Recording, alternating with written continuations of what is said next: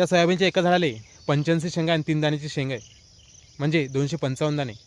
पण आपण सरासरी एका झाडाला 50 शेंगा पकडू आणि 2 दाण्याची शेंग, म्हणजे सरासरी एका झाडाला 100 दाणे. म्हणजे मायबापाच्या मनगटात एवढी ताकद आहे की मायबाप एका दाण्याचे 100 दाणे करू शकतो. पण मायबापाला हे कधी समजलंच नाही की आपल्या एका रुपयाचे 100 रुपये का कधी झाले नाही.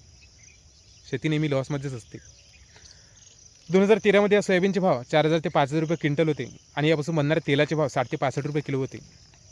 आणि आज 11 वर्षानंतर या सोयाबीनचे भाव 4000 ते 4200 रुपये म्हणजे तेवढेच आहे. आणि यापासून बनणारे तेलाचे भाव 130 रुपये किलोवर गेले, म्हणजे डबलनं वाढले. आज प्रत्येक वस्तूचे भाव डबलनं वाढले. पेट्रोल, डिझेल, गॅस, खता बियाण्याचे भाव वाढले, औषधचे भाव वाढले. पण या 11 वर्षात या सोयाबीनचे भाव कधीच वाढले नाही.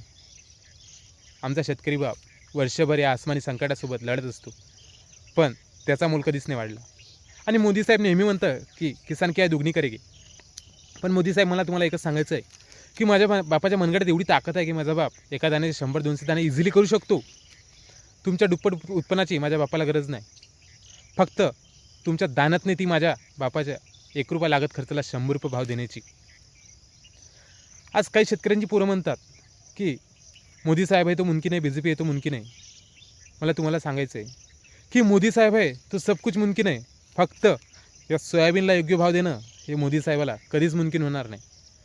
ज्या शेतकऱ्याला अर्थव्यवस्थेचा कणा म्हटलं जातं, त्या शेतकऱ्याचं कंबरट कसं मोडायचं हे मोदी साहेबाला बिलकुल ठाऊक आहे.